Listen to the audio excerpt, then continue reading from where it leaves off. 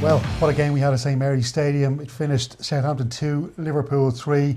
The Reds coming from behind, Brian, which they haven't had to do too much this season. So I suppose a nice little test for Arne Slot. A lot of people saying he hasn't been tested yet, really. Well, they were certainly under a bit of pressure in the second half when they went 2-1 down and weren't playing particularly well at the back.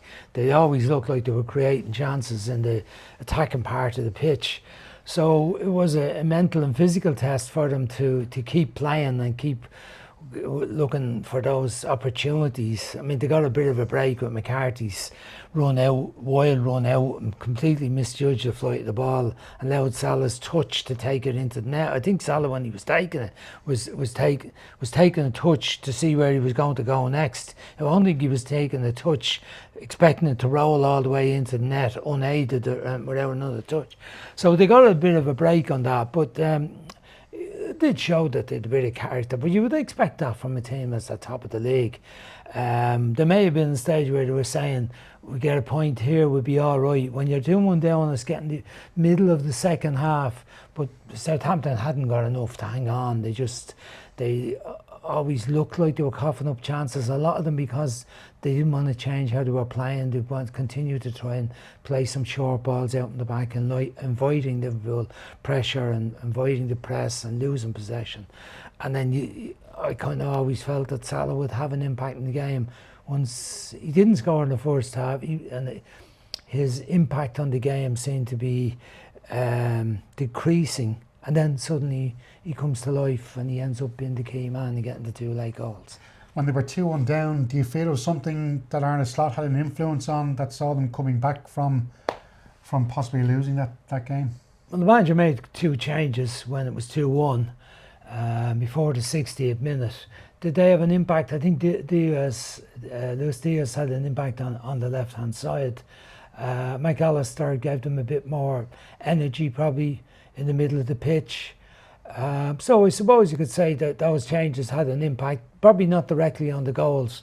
I mean, the Salah was involved in, obviously scored the first one, and then the first one in terms of the 2 second half goals, and then he played the ball in where the penalty, where Sugawara handled the ball. So they didn't directly come from the substitutes, but they gave them a bit more energy and drive. So I suppose you can say the manager had an impact on that. And what you don't see with him, you don't see any panic with him on the touchline. It's not as if he's out haranguing the officials constantly, and that he shows a bit of panic in his own body language, which sometimes can transfer to the players, rather than showing a bit of calmness that sometimes the players go, oh, he looks happy enough, he looks like he's confident that we can do it.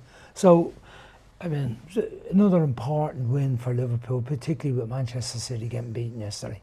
Mo Salah is one of 3 players yet to sign a new deal, along with Van Dijk and Trent Alexander-Arnold. A lot of people, the way they talk about Mo Salah, you think he was past it. He's just 32 years of age. He doesn't drink alcohol. He looks after himself. You'd imagine he's got a good 4 or 5 years still left in him. You would think Liverpool will be giving him whatever he wants. Well, whatever you want is probably not the way a club should work. You know, I think he is exceptional, and I think the last time his contract was up, there was a bit of that one. They have to give him whatever he wants because he's the main man, he's the goal scorer. Consistent goal scorers like he has been for Liverpool, particularly playing in the wide position, are exceptional, and to give him what he wants. So in saying, do you give him what he wants, is that $500,000 a year for a fellow who's 32, who is more likely to have injuries now than he's ever had? He's never had them before, but is he likely to have them in the future? $500,000 a week even. Sorry, $500,000 a week, yeah. Last time it was allegedly $300,000 or $400,000 a week. So I think they've got to look after the club's interests and decide what, and then it also sets a standard for the rest of the players, that other players saying, well, if he's getting that, I'm playing an important part, I should get that. So I can understand that there's a bit of horse trading going on here. I think it would be terrible for them to lose him. I think it'd be a massive loss for them. As regards Van Dijk, he's probably less important in that he's a centre half. I've always had this theory in life about building teams. It's easy to replace a centre half. Now maybe it isn't, but I always feel it's easier to get a centre back than it is to get a goal scorer. Centre backs you can pluck one out of somewhere who'll do a very, very good job. Well, they'll do the exceptional job that he's done is another matter, but I think he'll stay. And my feeling on reading the bits and pieces is that Salah and Van Dijk would be still around, and that Trent is the most likely to go. But I suppose it's a bit of a concern for Liverpool fans on what happens with them. But they'd be more happy about the fact the team is playing so well and look like they're in the best position that they've been in for a while to win a league title. It's going back to 2020 now. They'll be thinking this year we've got a real chance. City are slipping a bit. Arsenal are dropping a few points. I think that will be of more concern than the future, than the longer term future. And look, interestingly, Alexander-Arnold being linked with Real Madrid. They're the visitors to Anfield this week in the Champions League. It's a massive game, and against a Real Madrid team you would think are going to give them a test because they can't really afford to be dropping points anymore in the Champions League. And then it's Manchester City in the Premier League. So it's a massive week for Liverpool. If they beat City, how likely is it, do you think, they're going to win the title at this stage? If they beat, it's an 11-point gap then. If they beat City, I think they'll win the league. That's the way I'd see it.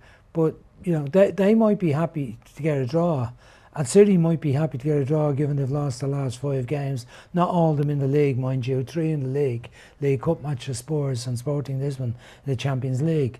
But it would be a massive gap. But as of today, 8 points is a massive gap. I know that Manchester City have torn that 8-point gap around before, but it's an important lead after just 12 games. City already dropping 13 points. There's a lot of points for them to drop. But we do know they can get those runs together where they can go on extraordinary runs and not drop any points for a long time. But Liverpool are showing good form. They showed some chinks in their armour today, which will give other teams hope as well. It wasn't the smoothest and most convincing wins for them, but an important win.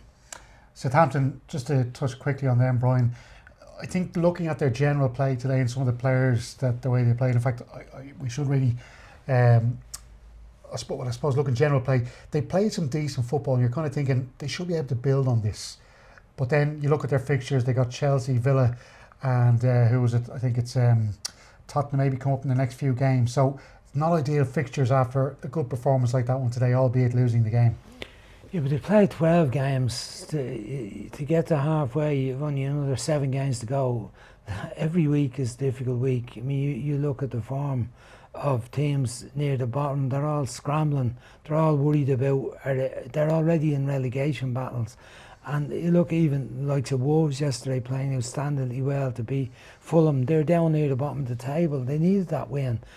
For Southampton, they've got to find a way to get results. And the best way to get the results is certainly not to be building it up in the back and playing in tight little areas and taking so many risks in trying to get the ball into midfield, where the opposition are better players and more physical players. And saw that today again frequently. I thought Flynn Downs going into centre back was an interesting experiment for them, but he gave away the first goal badly.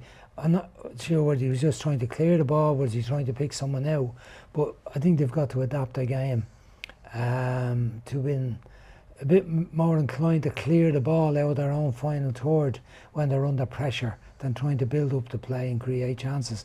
They've scored the least goals in the league before today. I don't know if that might get them one ahead of someone, but there's different ways of getting to the other end of the pitch. There's a slow way and building it up, giving the opposition time to organise and time to pressure, win the ball back, or you can try and get it through the middle or get it up early, up to the front and play from there.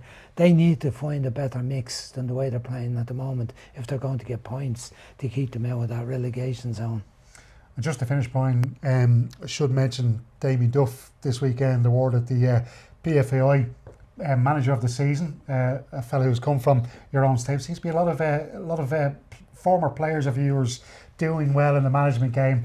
So I don't know, it's a bit like the Alex Ferguson effect over in the UK. But Damien Duff, Manager of the Season, and well deserved for that Shelbourne team. Next season he goes in as a league winning manager. They tied up a few players to new deals. What's it like though going into a new season as a league winning manager after doing it for the first time? The pressure that's on you compared to the previous season. There's a bit of interesting stuff there. I don't know whether it's age or whether it just happened that way, that I had a bit of an impact on the few fellas that went into coaching. But I do often look at a lot of matches now saying, oh, yeah, that played in one of the teams, or played in the underage team, or played in the international team. And you go, did you have any influence in them whatsoever? Now, they would claim one-to-one talking, they'd say you would, but I don't believe a word of it. I think Damien was always going to be someone be his own man with his own style and to be successful. What's it like for him? It's a long time since I was involved with him, won the league, going into the next season. I think the first time I was involved as manager and won the league with Pats, the mistake I made was probably in not renewing the team a bit more before the start of the following season. I kind of was very maybe content with the team we had, the squad we'd had, because we had so many injuries in 1990. At one stage I had 7 or 8 of my first 11 out injured, but we still managed to win the games. I was content with the squad. But as it turned out, the following season we might not quite have had the same hunger we had, and then there was some of the players started drifting away to other clubs that offered them better money and better wages and whatever, and we had to rebuild. The second one, 96, I did sign some players in the summer, but we didn't, and I felt good about it. I felt the next season was going to be good for us again because we were back at Richmond Park. The club was in better hands. Tim O'Flaherty and Pat Dolan and all the people behind the scenes were doing great work, and I felt we were in a much more stable position to go on in there. But we didn't start the season particularly well, and when I eventually took the job at the FAI to manage the teams, we were actually in 5th in the table from a position where we won the league. So I'm not one to talk to managers about what you do after you win the league and what you're supposed to do with the start of the next season. I'm sure Damien has plenty of advice on, but my best advice to him, and the advice I've given him lately, has been enjoy this bit of time, because it's a very, very special time. The achievement to win the league, and particularly from the position where they've come from, where they were in the first division not so long ago. Ian Morris got them out, Damien takes over, gets them up the table, get to the cup final, well beaten by Derry, good European spot last year, still had a bit to do this year, but won the league, going to the last day. They could have lost it.